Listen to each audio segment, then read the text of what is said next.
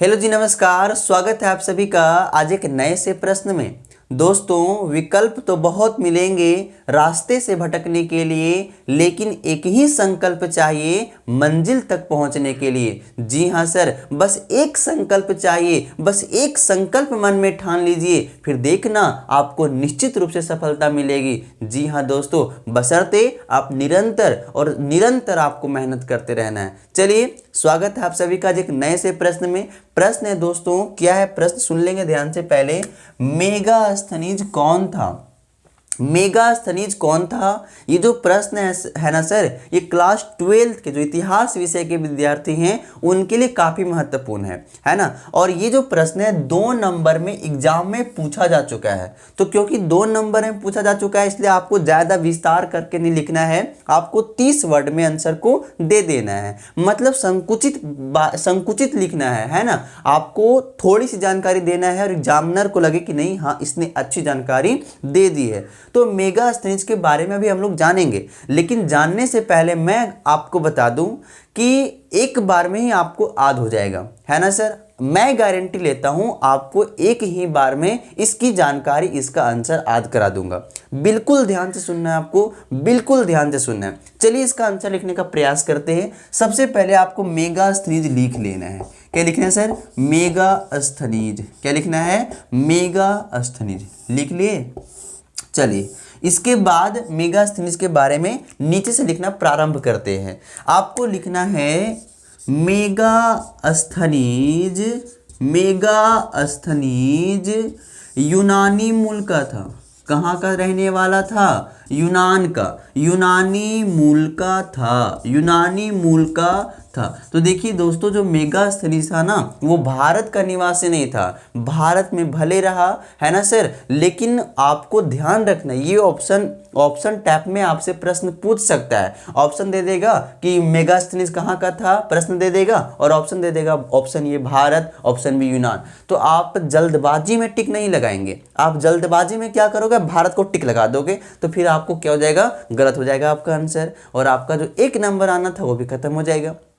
तो आपको बिल्कुल ध्यान देना है, एकदम आराम से पढ़ना है, और आप ध्यान रखेंगे क्या कि ये भारत के मूल का नहीं था, ये भारत का निवासी नहीं था, बल्कि कहाँ का सर? यूनानी मूल का था। कहाँ का रहने वाला था? यूनानी मूल का था। जी हाँ सर, तो मेगास्थनीज यूनानी मूल का था। अगला वाक्य लिखते हैं, वह सेल्यूकस निकेटर। अभी इसके बारे में बताएंगे हम। सेल्यूकस निकेटर का राजदूत बनकर, सेल्यूकस निकेटर का राजदूत बनकर किसके दरबार में आया था पता है? चंद्रगुप्त मौर्य, है ना सर। चंद्रगुप्त मौर्य के दरबार में आया था। चंद्रगुप्त मौर्य के दरबार में आया था। देखिए दोस्तों, आया था, ये वाक्य अब समझ लीजिए, है ना। वह जो अर्थात मेगास्थनीज जो था सर, वो सेल्यूकस निकेटर, किसका सर? सेल्यूकस निकेटर का राजदूत बनकर चंद्रगुप्त मौर्य के दरबार में आया था। देखिए बात क्या हुई थी, बात को समझना का। आखिर सेल्यूकस निकेटर कैसे चंद्रगुप्त मौर्य के दरबार में पहुंच गया? अपने मनमानी से तो नहीं पहुंचा। देखिए क्या था ना सर, कि जो सेल्यूकस निकेटर था वो यूनान का एक सामंत हुआ करता था, है ना सर। तो इसने क्या किया? भारत के ऊपर अपने साम्राज्य विस्तार करने के लिए, एक डेट दे रहा हूं, 305 ईसा पूर्व, है ना, 305 बीसी में। तो 305 ईसा पूर्व में क्या करता है? भारत के ऊपर आक्रमण करता है। जी हाँ सर, भारत के ऊपर क्या किया इसने? आक्रमण किया अपने साम्राज्य विस्तार हेतु। लेकिन क्या होता है कि उस समय मगध साम्राज्य पर शासन कर रहे थे कौन? चंद्रगुप्त मौर्य। चंद्रगुप्त मौर्य का शासन हो रहा था, है ना। तो ये क्या करते हैं कि चंद्रगुप्त मौर्य सेल्यूकस निकेटर के सपने को साकार नहीं होने देते हैं, और इसको क्या करते हैं? ये रोक देते हैं। मतलब दोनों के बीच युद्ध होती है, और उस युद्ध में क्या होता है? सेल्यूकस निकेटर की हार होती है और चंद्रगुप्त मौर्य की जीत होती है।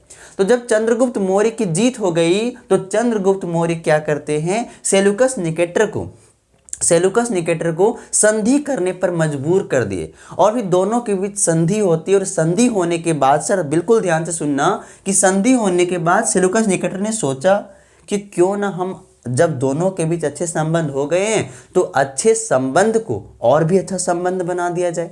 तो एक बेहतरीन संबंध बनाने के लिए, दोनों के बीच एक मैत्रीपूर्ण संबंध बनाने के लिए जो सेलूकस निकेटर क्या करता है, अपनी पुत्री, इसकी की पुत्री का नाम है सर हेलन कॉर्नेलिया, कहीं पे लिखता है लेकिन लिख रहे यहाँ पे हेलेना। जी हाँ सर, हेलेना। तो इनकी पुत्री का नाम था हेलेना। तो ये क्या करते हैं, सेलूकस निकेटर अपनी पुत्री का विवाह करवा देते हैं चंद्रगुप्त मौर्य के साथ। किसके साथ? चंद्रगुप्त मौर्य के साथ। तो भाई अपनी पुत्री की विवाह करवा दिए किसके साथ? चंद्रगुप्त मौर्य के साथ। अब देखिए हमारे यहाँ क्या होता है, जब बहन की शादी होती है तो उसके साथ कोई लोकंधिया जाता है। तो बस यहाँ पर भी सेलूकस निकेटर क्या करता है, जब अपनी बेटी की शादी कर दिया चंद्रगुप्त मौर्य के साथ तो एक इसके साथ लोकंधिया भेज देता है ना। और वो कौन था? तो मेगास्थनीज को। तो जी हाँ सर, अब ये क्या करता है कि मेगास्थनीज को अपना राजदूत बना दिया, है ना, अपना राजदूत बना दिया और इसी अपनी पुत्री के साथ चंद्रगुप्त मौर्य के दरबार में इसको भेज देता है। तो जब मेगास्थनी जो था चंद्रगुप्त मौर्य के दरबार में आता है और यहाँ पे रहता है और जो भी देखता है अपने आँख से उसको वह लिखता है। और याद रखेंगे दोस्तों, उसके द्वारा लिखी गई पुस्तक का नाम है इंडिका। क्या नाम है सर? इंडिका। तो आप पहला वाक्य, अगला वाक्य में लिख सकते हैं कि उसके द्वारा लिखी गई पुस्तक का नाम इंडिका है और आपका 2 नंबर कंप्लीट हो जाएगा सर। तो उसके द्वारा अर्थात मेगास्थनीज के द्वारा लिखी गई पुस्तक का क्या नाम है? इंडिका। तो ये प्रश्न काफी भी आई है, काफी महत्वपूर्ण है प्रश्न, है ना, इसलिए याद रखेंगे। आपसे प्रश्न पूछ लेगा कि इंडिका की रचना किसने किया है? किसने सर? मेगास्थनीज ने। किसने किया है? मेगास्थनीज ने। इंडिका की रचना किसने किया है? मेगास्थनीज ने। मेगास्थनीज कहाँ का रहने वाला था? यूनान का रहने वाला था। किसके दरबार में आया था? चंद्रगुप्त मौर्य के दरबार में आया था। किसका राजदूत बनकर आया था? सेलूकस निकेटर का राजदूत बनकर आया था। तो बताइए, याद हो गया ना सर? बिल्कुल याद हो गया होगा। एक बार फिर से देख लेते हैं। मेगास्थनीज यूनानी मूल का था, वह सेलूकस निकेटर का राजदूत बनकर चंद्रगुप्त मौर्य के दरबार में आया था। उसके द्वारा लिखी गई पुस्तक का नाम इंडिका है। बस इतना ही लिखना है और आपका 2 नंबर कंप्लीट हो जाएगा। तो उम्मीद करते हैं कि जानकारी पसंद आई होगी और अगर जानकारी पसंद आई होगी तो हमारी मेहनत का फल आप दे सकते हैं एक लाइक करके, एक शेयर करके और हमारे चैनल को सब्सक्राइब करके। चलिए सर, फिर मिलते हैं अगले नए प्रश्न में। तब तक के लिए आप सभी को बहुत बहुत धन्यवाद।